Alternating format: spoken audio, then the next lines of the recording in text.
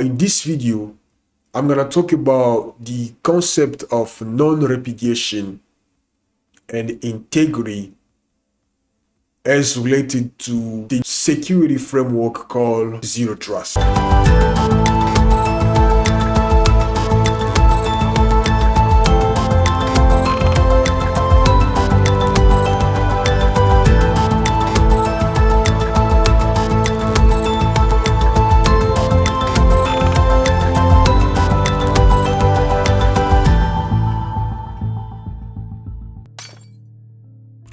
What's up, everybody?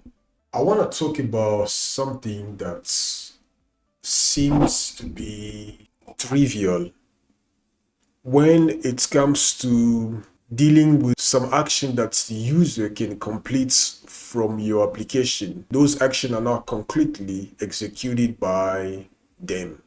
Now, let's look at this diagram here. As you can see, this is the way the majority of our web applications are built. You can see we have a three-tier layers web application abstractions where you have the front end, you have the business logic, and you also have where the logic are stored or the storage, the database.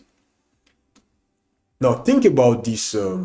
This is your application, right? And you have a bunch of users where they are creating, accounts, they're logging in, logging out, submitting whatever they can submit, ordering. But for some reason, you start receiving messages, or not really messages, maybe it's a call. You're receiving calls from user.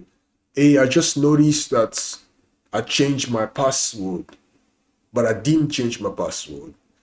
Or some user will say, hey, I just noticed that I just bought something from the website, but I didn't do that. Okay. And in your application, you've applied encryption in transit, as we can see in this case, or before a user can, submit or log into your application, they need to authenticate, they need a password, they need the username and password.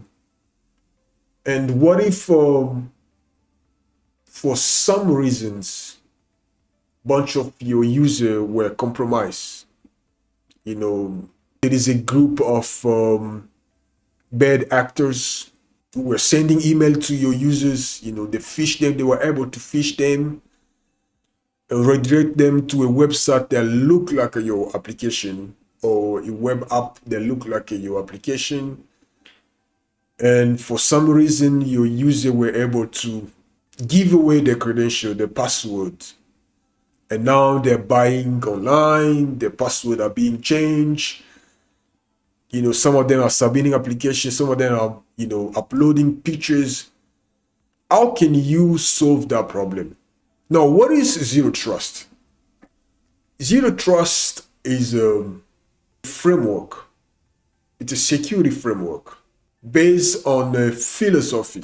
And when I'm talking about philosophy, I'm referring to the way of thinking, a paradigm based on a philosophy that you cannot trust anyone, including your users. You cannot trust them.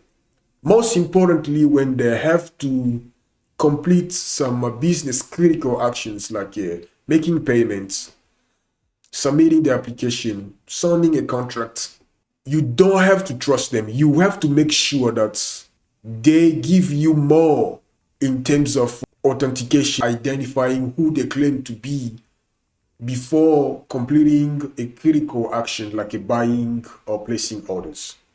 Now, as you can see, I have listed some of the actions that are so critical that if a user didn't complete this action, it may lead to a waste of time, if I can say. If the user, they can sue you if they didn't make their payments, even if themselves they were victim of phishing. They gave the password to a hacker that phished them, or someone that called them using social engineering techniques, or they were a vulnerability in your operating system.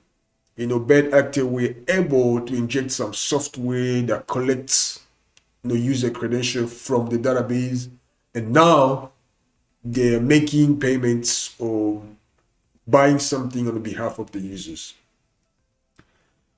So action like authentication. To authenticate a user, the user need the password, they need the username, but that should not be enough. You can add a new layer. We all know about multi-factor authentication in order to authenticate the user. Now, let's say the user gets authenticated to your website.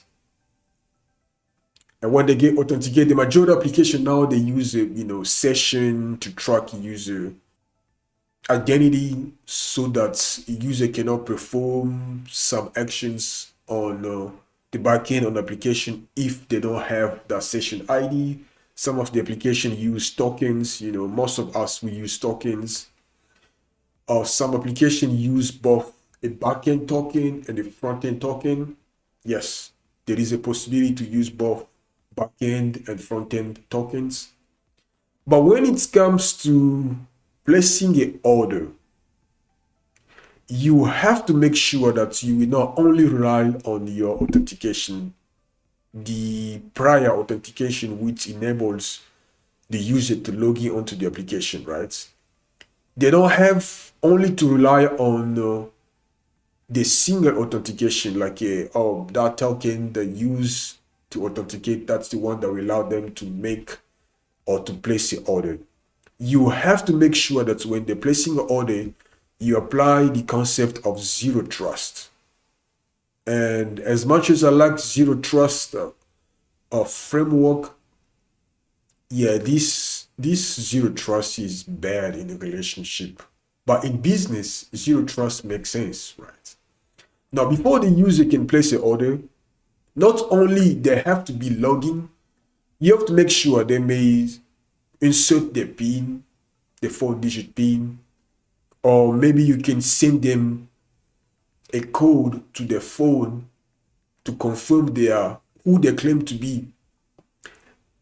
Most importantly, if you are using some AI, machine learning, behind your application to enforce security, to enforce non-repudiation or integrity in your application, and you notice that the user usually logging from city A.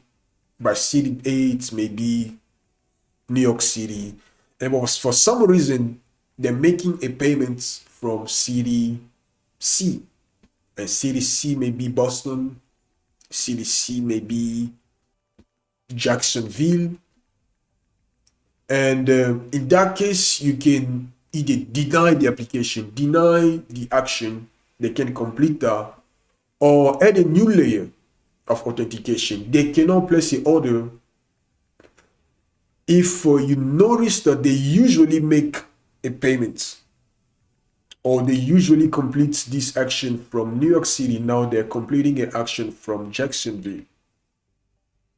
You have to ask them for more than the password and the username, which is the token you've given them when they're authenticated. You may ask them, hey, give me a last digit of your account, or something like give me your date of birth, and that one can be also collected by a hacker.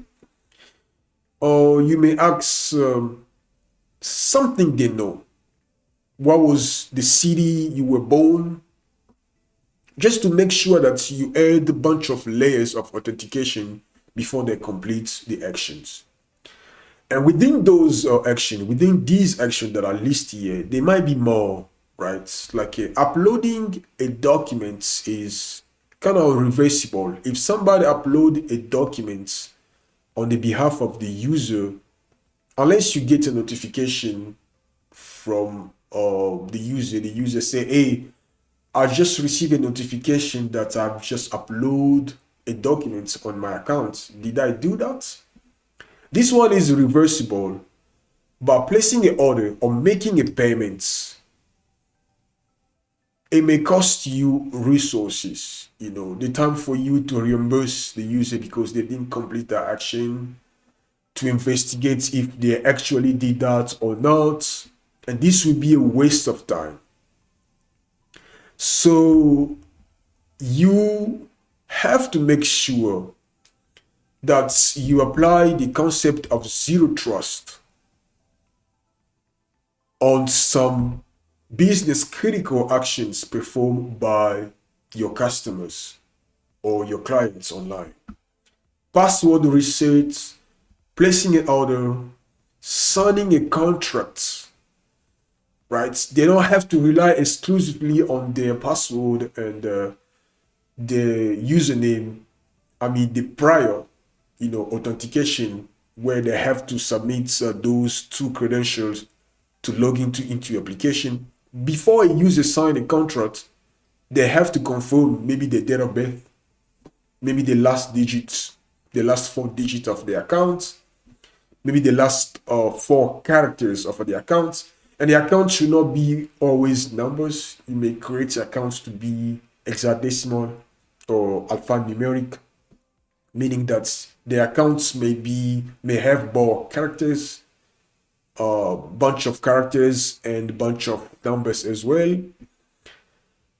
So make sure you apply, the zero trust, which will enforce a non-repudiation. If a user has login, they have a login, and they need to make a payment. They need to make a payment right here. Maybe I need to change a payment to be critical, right? They need to make a payment, right? The user need to make a payment right here. You want to make sure that before they make a payment, they have to provide more than the username and password. You may ask them, hey, give me your pins if you have a provision in your website that people have to create a pins. Or you may say, hey, I'm sending you this code on your phone. Give me that code back before you make a payment. I want to confirm it's you.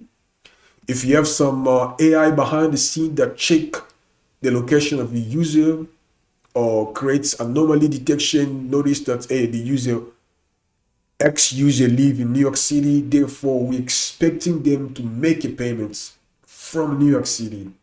If they make a payment from Jacksonville, they might be on vacation, but we will need more to confirm that it's there. Okay? And that was about it about this video. I'm not going to talk about coding. And if you are a real software developer, you know that building software is not always about coding. It's more, we spend more time about thinking, designing, creating constraints, applying security, so that, by the time you deploy your application production, you don't want to be sending a bunch of your lawyer defending you because, your user was a victim of XYZ. I know, before a user can start using application, they may go through or the end user agreements where you say, you don't have to give your password to XYZ. If you give your password, you'll be liable to XYZ. But still, on your side, to avoid wasting your resources, you can apply the framework of zero trust, where you don't trust users when it comes to completing business critical actions like resetting password, making a payment, or placing an order. You will need more than the username and password. You will need probably the last digit of the account. You probably need a secrets, question and answer. Or maybe the phone, because the phone. Hey, speaking of phone, did you guys know that there's this new vulnerability? I don't know if a lot of people are aware of that. A person can literally duplicate your phone. Right? A bad actor can duplicate your phone and see every single actions, every single ops you are doing on your phone. It's being replicated on I don't know if they're using an application, or I don't know if they're using a phone. But me personally, I was a victim of that. Uh, and I'm not saying this because, speaking of somebody, that email was sent by me. That one is me. But I noticed that, somebody were able to access my phone, and they were able to use different browsers on my phone, or for some reason my history changed. That's a video for another time. But if there's something you can retain from this video, is when you are dealing with business critical ops in your application. Up by ops, I just mean operation or actions that need to be executed from the user, such as placing an order, making a payment, resetting a password. Don't rely exclusively on the face authentication. You will need to ask them more. Maybe before they reset the password, send them a PIN. They need to send that PIN back. Before they place an order, confirm that they are on the city that they usually make that order. If they are out of New York City, send them, a code so they can confirm, or send them an email with a link to confirm that they are the one that making or they're placing that order. That's all for this video. How can you enforce the concept of non-repudiation and integrity within the framework of zero trust, which is a great framework that implies that your user may not be the person you think they are. Don't trust anybody, but trust me. Okay, thank you for watching. We'll see you in the next video.